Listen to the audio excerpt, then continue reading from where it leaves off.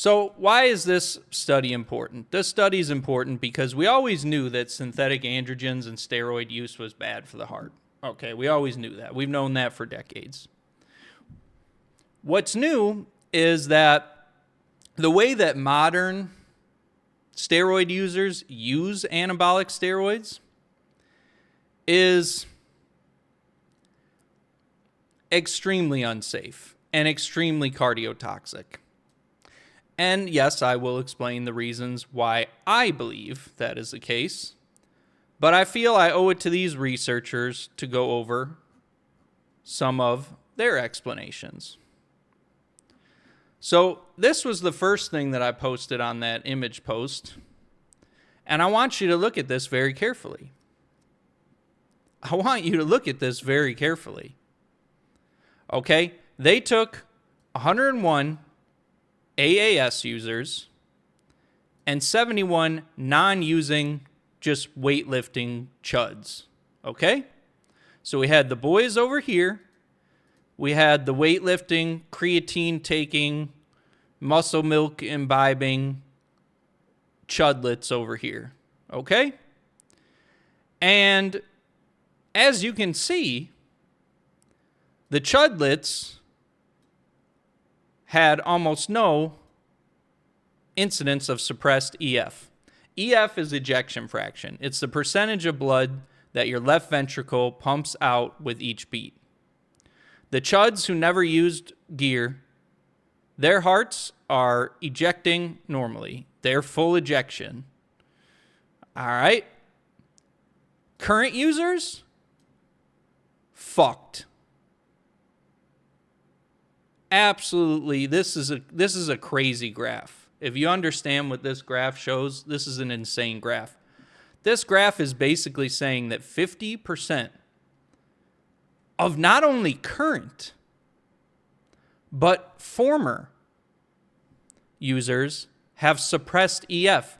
And something like 10 to 11% of them have a condition called heart failure with reduced ejection fraction.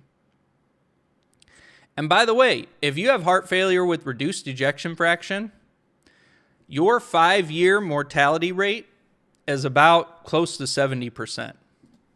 That means 7 out of 10 people who are diagnosed with this condition, do you see it on your screen right now, die within 5 years. Wow. So you mean to tell me that 10% of long-term, we'll talk about what long-term means, steroid users get heart failure, and that results in a 70% 5-year mortality rate? Why, yes, I am saying that. So every time you hear these idiots on Instagram or this stupid dumb platform for chicks and little babies to look at dog videos, for chicks to complain about Chad pumping and dumping them, and Chad won't text me back, and all this other stuff. They throttle all my videos, say not for For You page because it contains controversial elements, whatever. All my shit is throttled, but all this stupid chick stuff is just goes into the stratosphere. So I'm looking for a way off this trash platform as soon as possible. But anyway, God forbid there be any like adult male directed content on stupid TikTok, but whatever, we're going with it. The question is this: how do we prevent this from happening?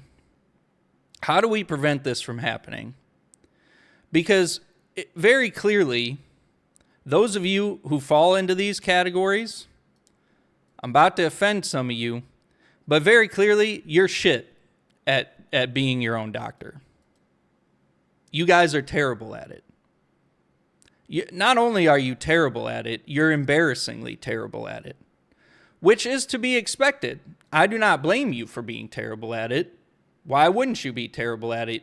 You never trained to do this. You were never educated to do this, so I don't blame you for that. What I do kind of blame you for, though, is a lot of you listen to idiots and people that you really shouldn't listen to, okay?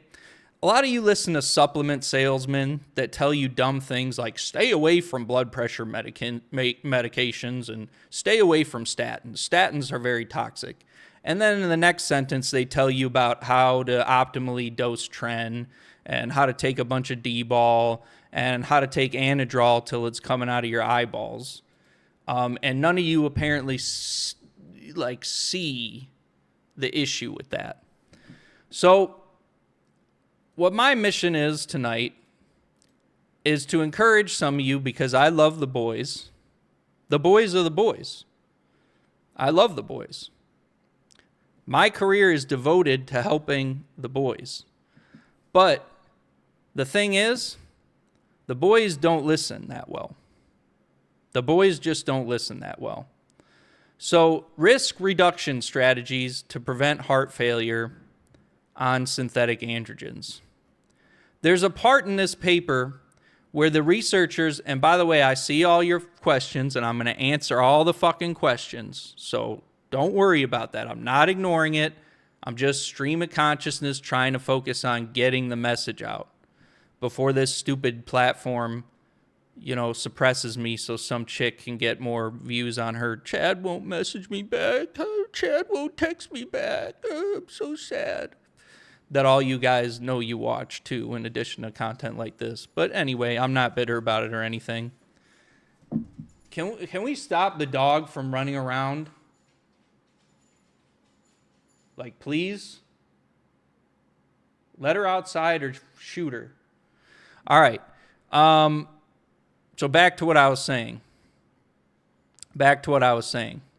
And see, I lose my train of thought because there's too many children and animals and everything else running around this house. But anyway, back to what I was saying. How do you protect yourself from cardiac toxicity of synthetic androgens? Well, number one, the first thing that I always have to say is just don't use steroids. This paper shows you one major reason why you shouldn't. You massively elevate your risk for serious cardiac morbidity and mortality. And tomorrow, I'm going to show you the graph of just how much excess mortality that modern steroid users have relative to the general population. And when you see that graph, it should have a lot of you shitting your pants. But fear not, we're going to talk about how to control the risk to a certain degree. We're going to talk about how to control the risk for a certain degree. So number one, don't use it. Okay, none of you are going to listen to that. All right, set that aside. This paper talks about the fact that the researchers are surprised by the results. They're surprised that 50% of gear users end up with heart failure. They're surprised by that. All right, I'm a little surprised by it too. There's a lot of stuff in this paper that's very scary, actually, even for me. That being said, they mention two things. Thing number one is they're unsure whether the damage that they observe in long-term AAS users is due to oxidative stress or primarily a result of hypertension.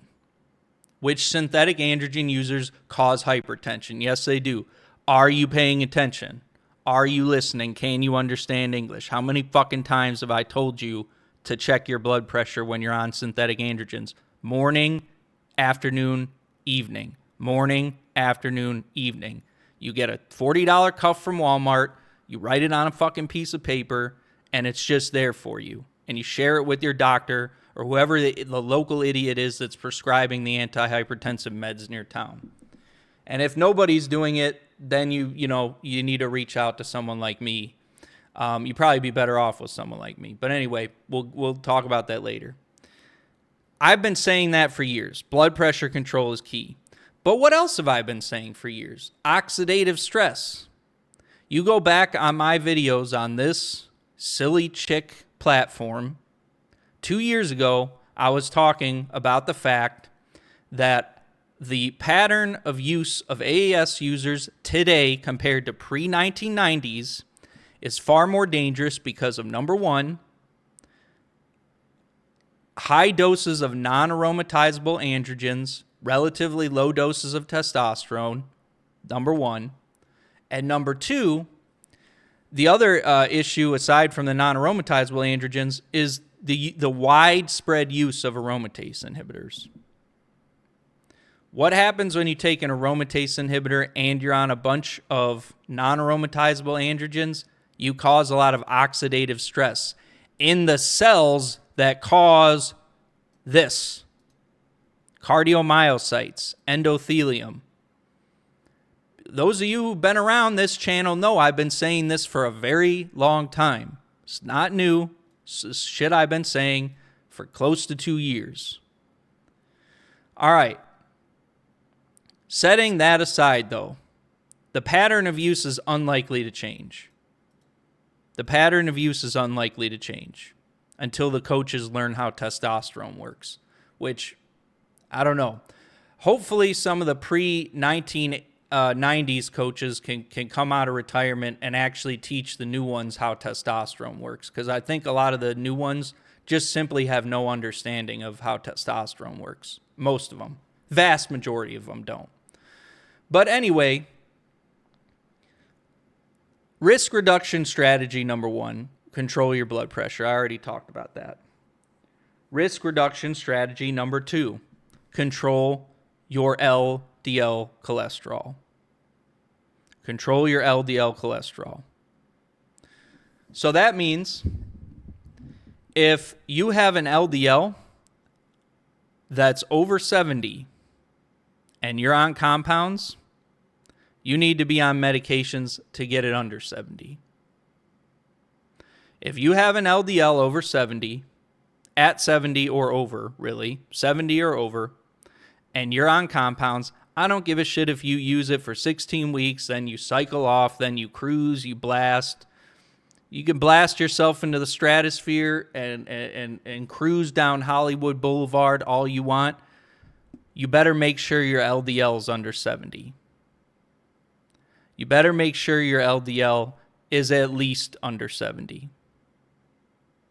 And no more of this nonsense about, oh, I'm going to go buy a supplement from the chicken and rice guy who looks like he goes to the gym maybe once a month.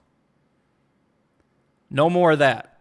No more of that. People are dying because of stupidity and listening to people like that. Please don't do that anymore. Please don't do that anymore. There's no supplement that replaces modern cholesterol-lowering medications. Yes, statin medications. That's right. That's right.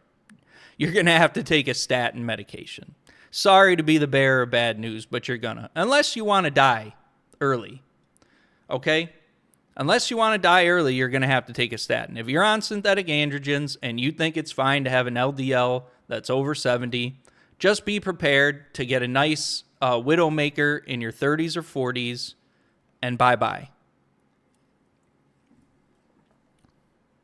Number 4, what have I been telling you guys for weeks?